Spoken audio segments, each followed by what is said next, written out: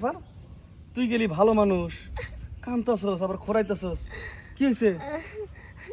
না কিছু হয় নাই, একটু পায়ে ব্যথা পাইছি।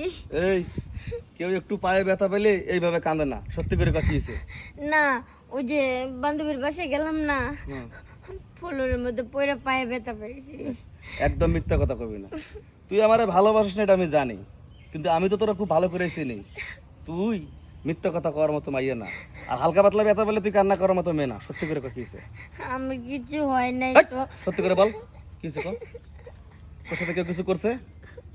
আমার নির্ভয় বল।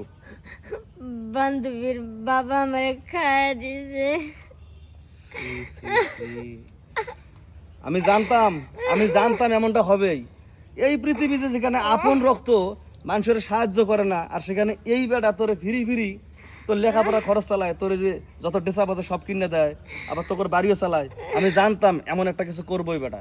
তবে শোন, তোর ক্ষতি করছে ওই বেটা না? হ্যাঁ, রিয়ার বাপে। আয় আমার লগে আজকে ওই বেটার একদিন, কি আমার একদিন। আয় আমার লগে, আয়। কতটা বছর পর একটা ছোট বাচ্চা খেলাম। চাচা, কি হয়েছে?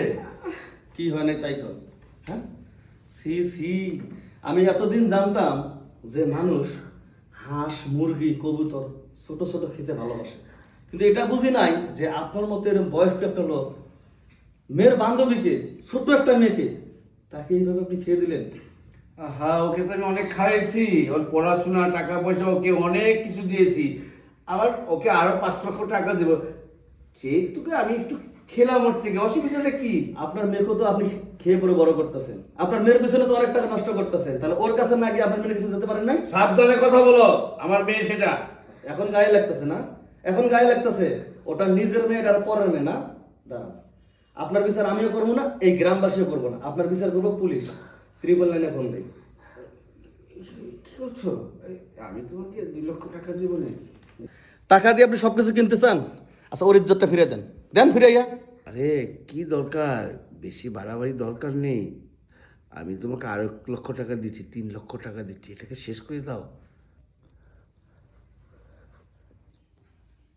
আপনি কার কাছে দরাদরি করতেছেন? হ্যাঁ, আর আমি এই মেয়েটারে ভালোবাসি, ওর জন্য আমি সবকিছু করতে পারি, তবে এই জিনিসটা করতে পারি না যে ওর ইজ্জতের বিনিময়ে আপনার কাছ থেকে আমি টাকা নেব। বুঝতে পারছি, আপনার অনেক টাকা পয়সা, আপনার অনেক ক্ষমতা, তাই না? টাকার গরম দেখেন না, ওই টাকার গরম আপনি আদালতে দেখাবেন, আপনার বিচার পুলিশে করুন। কি করে?